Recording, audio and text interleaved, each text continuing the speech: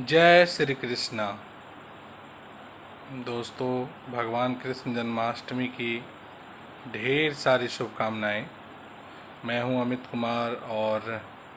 भगवान कृष्ण हमारे जीवन में बहुत ही इम्पोर्टेंट हैं, चूँकि हिंदू सनातन धर्म ही नहीं, पूरे मानव कल्याण के लिए भगवान कृष्ण की जो दी हुई उपदेश है वह पूरे संसार में विख्यात है और आज भी भगवान कृष्ण भगवत गीता के रूप में हर एक न्याय व्यवस्था के समक्ष उपस्थित होते हैं। और भगवान कृष्ण का जीवन दर्शन आम लोगों के लिए अनुकरणीय इसीलिए है कि भगवान कृष्ण जितने भी लीलाएं उन्होंने किया है, चाहे वह बाल लीला हो, चाहे वह प्रेम लीला हो, चाहे वह महाभारत जैसे रणभूमि में अर्जुन जैसे वीरों को जब अर्जुन में युद्ध न करने की प्रवृत्ति समाहित हो जाती है, उस स्थिति में अर्जुन को सही ज्ञान देना और भगवान कृष्ण के द्वारा जो दिया गया उपदेश है वह गीता उपदेश, तो निश्चित रूप से भगवान कृष्ण के कालखंड में जो महाभारत जैसी बड़े युद्ध को एग्जीक्यूट किया गया और भगवान कृष्ण के जीवन को जब आप देखेंगे कि एक अपने ही मामा, सगे मामा को वह बद्ध करते हैं, क्योंकि वह उनका मामा जो था वह राक्षसी प्रवृत्ति का था। और वासुदेव जी महाराज जब कंस को मालूम हुआ कि मेरे बहन का ही पुत्र मेरी हत्या करेगा, उस स्थिति में अपने बहन और बहनोई यानी कि वासुदेव महाराज जी और देवकी, माता देवकी को कारागृह में वो डाल देता है और अपनी ही बहन को यातना देता है और उनके सभी संतानों की हत्या करता है। भगवान वहाँ पर अवतार लेते हैं और वासुदेव जी महाराज इस बच्चे की रक्षा के लिए यहाँ से यमुना पार होते हैं और नंद बाबा के यहाँ पहुँचते हैं। भगवान कृष्ण की बाल लीला में उतना जैसी राक्षसी महिला का भी वो संहार करते हैं और कई ऐसे कार्य उन्होंने किए हैं जो उन्हें सामान्य इंसान से भगवान कृष्ण की उपाधि दी जाती है। भगवान कृष्ण आम लोगों के बीच रह कर के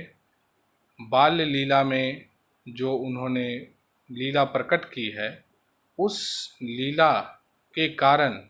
आज भी माताएं जब गर्भावस्था धारण करती हैं तो अपने घर में, अपने बेडरूम में, अपने डाइनिंग हॉल में भगवान कृष्ण का बाल्य अवस्था का फोटो लगाती हैं और हर एक माताएं अपने संतान की जो उत्पत्ति है उसमें कृष्ण को देखती है। अर्थात कृष्ण मनुष्य जीवन में इतने प्रचलित हैं कि कोई भी जीवन का संकट, कोई भी विषम परिस्थितियां का निवारण भगवान कृष्ण के द्वारा दिए गए गीता उपदेश से उपलब्ध है। तो मित्रों, भगवान कृष्ण के जन्म की ये जो शुभकामनाएं हैं उसमें भगवान कृष्ण के विभिन्न कार्यों को जो भगवान कृष्ण करते हैं अपने जीवन में अपनाते हैं और बाल्य अवस्था में सबसे नटखट और प्रेम अवस्था में उनसे अच्छा प्रेमी शायद कोई नहीं हो सकता। और जब रण और कौशल की बात होती है तो महाभारत के शांति संदेश, आज भी पूरे विश्व में युद्ध से पहले जो शांति संदेश देने की प्रथा है वह कृष्णकालीन महाभारत में भी दिया गया है। जब भगवान कृष्ण दुर्योधन के पास शांति संदेश देने के लिए जाते हैं और दुर्योधन उस बात को नहीं मानता है और उनका तिरस्कार कर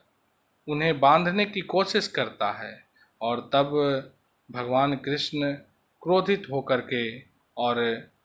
बात को रखते हैं और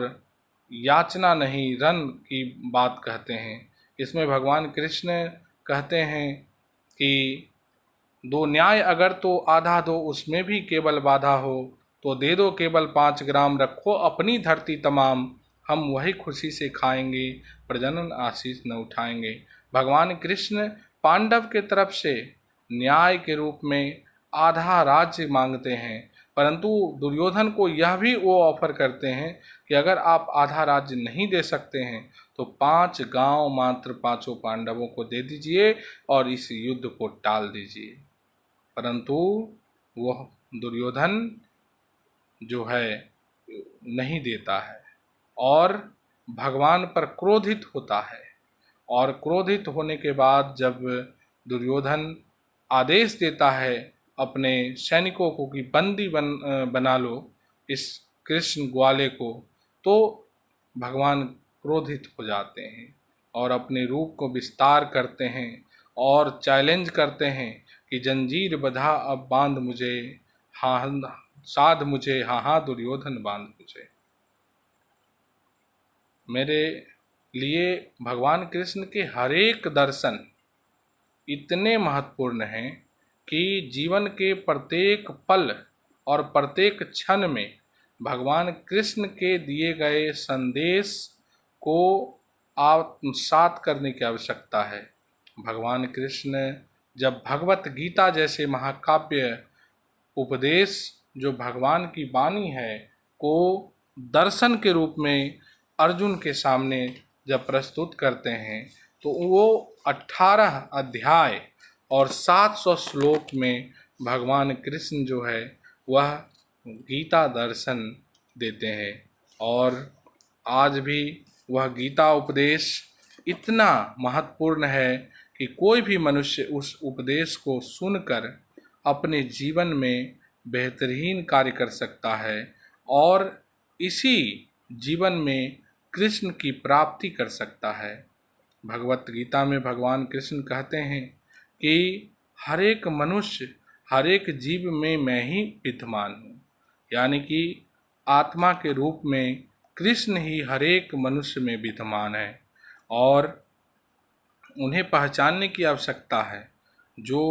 उनमें सद्गुण है, जो उनमें सदाचार है, जो उनके व्यवहार हैं, उससे हर एक व्यक्ति कृष्ण को प्राप्त कर सकता है, ऐसा भगवान भगवत गीता में कहते हैं। और भगवान यह भी कहते हैं कि अपने अंतःकरण के दुराचार दुर्व्यवहार को अगर आप जगाओगे तो उस स्थिति में कंस और दुर्योधन के समान हो जाओगे। इसीलिए भगवान कृष्ण के जो संदेश हैं उसमें उन्होंने 18 अध्याय में 700 श्लोक में गीता उपदेश दिए हैं। जो 18 अध्याय में अर्जुन विषाद योग, सांख्य योग, कर्म योग, ज्ञान कर्म संन्यास योग, कर्म संन्यास योग, आत्म संयम योग, ज्ञान विज्ञान योग, अक्षर ब्रह्मा योग, राज विद्या राज गुहम योग, विभूति योग, विश्व रूप दर्शन योग, भक्ति योग, क्षेत्र क्षेत्रज्ञ विभाग योग, गुणत्रय विभाग योग, पुरुषोत्तम योग, देवासुर संपद्विभाग योग, श्रद्धात्रय विभाग योग, मोक्ष संन्यास योग। इन 18 योगों के बारे में भगवान कृष्ण चर्चा करते हैं और ये 18 योग 700 श्लोक में भगवत गीता के जो संस्करण हैं उसके में पूरे संसार के प्रत्येक प्रश्न का उत्तर भगवत गीता में समाहित है। जब अर्जुन आत्मविभोर हो जाता है कि मैं अपने ही रिश्तेदारों से युद्ध कैसे करूं, केशव विभिन्न प्रश्नों को जब समझाने में भगवान कृष्ण जब उनके मन और चित्त को शांत नहीं कर पाते हैं, तब जो उन्होंने उपदेश दिया है वह उपदेश भगवान कृष्ण के भगवत गीता उपदेश के रूप में हर एक मनुष्य के जीवन को बेहतरीन करने के लिए वह उपदेश भगवान कृष्ण ने दिया है। और आप जानते हैं कि भगवान कृष्ण ने किसी भी प्रकार का किसी से भी कोई अन्याय नहीं किया है, क्योंकि भगवान कृष्ण अपनी नारायणी सेना को अपने कुटुंब दुर्योधन के लिए दे देते हैं, और भगवान कृष्ण निहत्था सिर्फ सारथी बन करके और पांडु सेना में शामिल होते हैं, और अर्जुन के सारथी के रूप में भगवान कृष्ण यहाँ पर उपस्थित होते हैं। ये दर्शन यह दर्शाता है कि कृष्ण कितने महान हैं। और जब अर्जुन अपने पुत्र की मृत्यु पर शोकाकुल होते हैं, जब अर्जुन अपने पुत्र के अभिमन्यु के वीर गति के प्राप्ति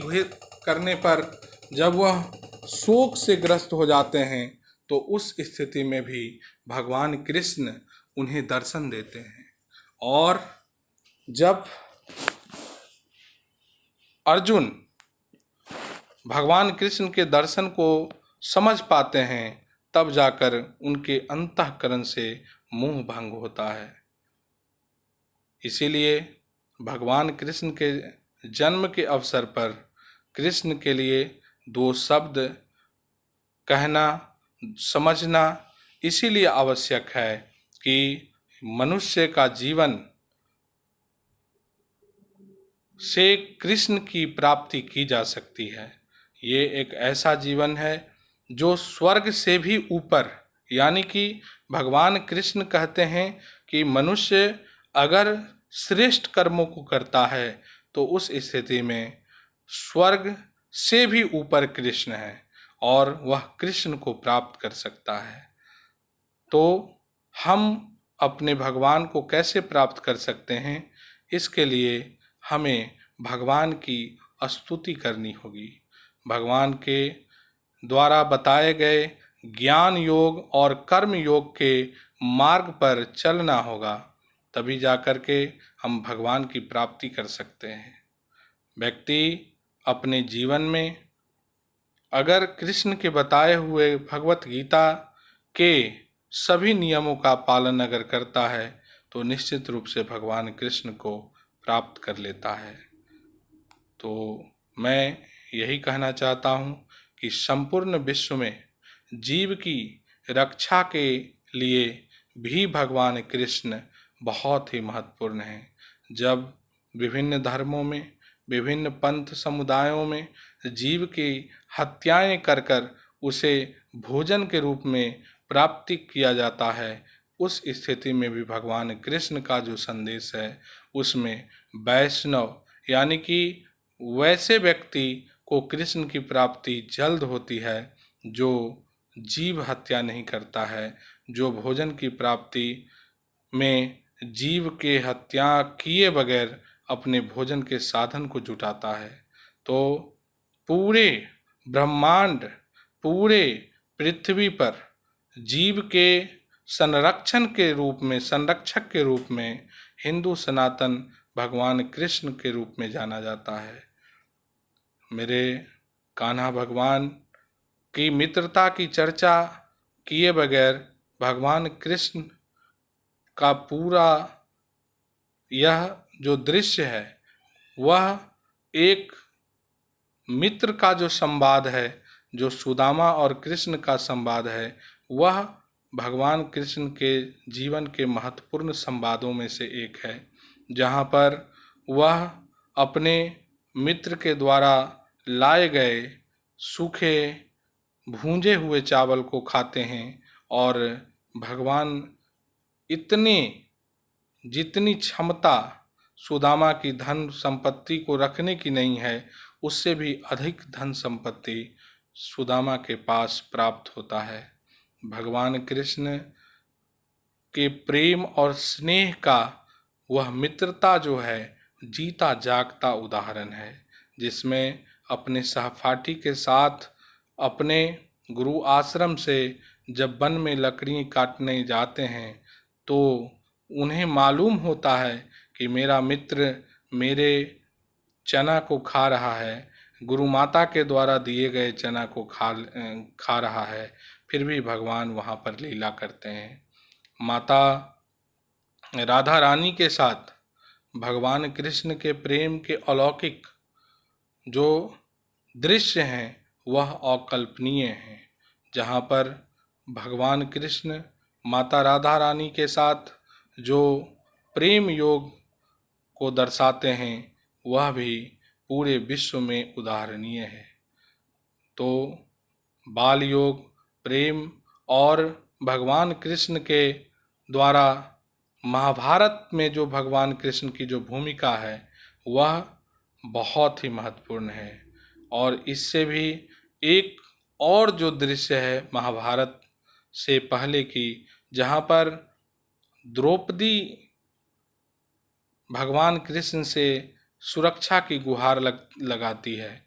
दुशासन के द्वारा द्रौपदी, महारानी द्रौपदी का वस्त्र हरण करने का जो पाप किया जा रहा था हस्तिनापुर के राजा के यहाँ, उसमें जब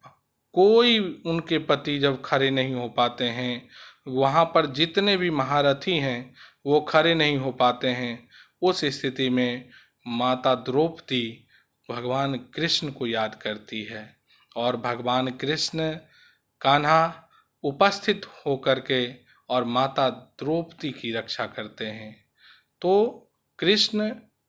का जो दर्शन है वह मनुष्य के जीवन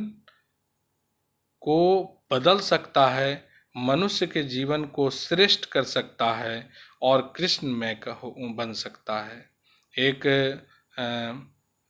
मालिक मोहम्मद जायसी साहब हैं, वो लिखते हैं कि ना वह मिला न बेहरा, आयस रहे भरपूर, दृष्टिवंत कहे नियरे, मूर्ख कहो अंदूर।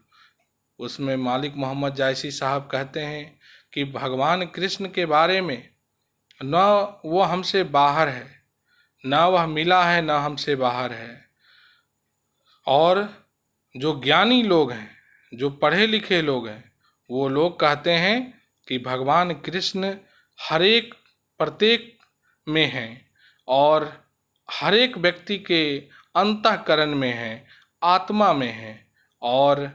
जो अज्ञानी लोग होते हैं वह कहते हैं कि भगवान कृष्ण कहीं दिखाई नहीं दे रहे हैं। तो ये जो पंक्तियां हैं भगवान कृष्ण के द्वारा रचित पंक्तियां हैं, जो भगवान कृष्ण महाभारत में कहते हैं और वो स्पष्ट उनका दर्शन जो है वो देते हैं कि यदा यदा ही धर्मस्य ग्लानिर्भवति भारतः अभ्युत्थानं धर्मस्य तदात्मानं सृजाम्यहं परित्राणाय साधूनां विनाशाय च दुष्कृतां धर्म संस्थापनार्थाय संभवानि युगे युगे। भगवान कृष्ण ने स्पष्ट कहा है कि जब जब धर्म की हानि होगी, अधर्म बढ़ेगा, जब जब कोई साधु संत को विनाश करेगा, उसका नाश करेगा, जो दुष्ट प्रवृत्ति के लोग होंगे, तब तब मैं धर्म स्थापना के लिए, धर्म की रक्षा के लिए युगों युगों में अवतार लेते रहूँगा। और भगवान कृष्ण के अवतार जीवन के दर्शन के रूप में है। गीता श्लोक और गीता के 18 अध्याय जीवन के दर्शन का जीता जागता स्वरूप है। इसीलिए मैं आप सबको कहूँगा कि भगवान कृष्ण पे चर्चा अवश्य करनी चाहिए, भगवान कृष्ण की भक्ति अवश्य करनी चाहिए। भगवान कृष्ण के लिए भक्ति मार्ग को चुनकर अपने जीवन को सफल बना सकते हैं। हरे रामा हरे कृष्णा हरे हरे। भगवान कृष्ण जन्माष्टमी की पुनः आप सभी को ढेर सारी शुभकामनाएं। भगवान कृष्ण आपको, आपके परिवार को, आपके समस्त कुटुंबजन को सुख, शांति और समृद्धि प्रदान करें। यही मंगल कामना करता हूँ। जय श्री कृष्णा, जय श्री कृष्णा, जय श्री कृष्णा। प्रणाम।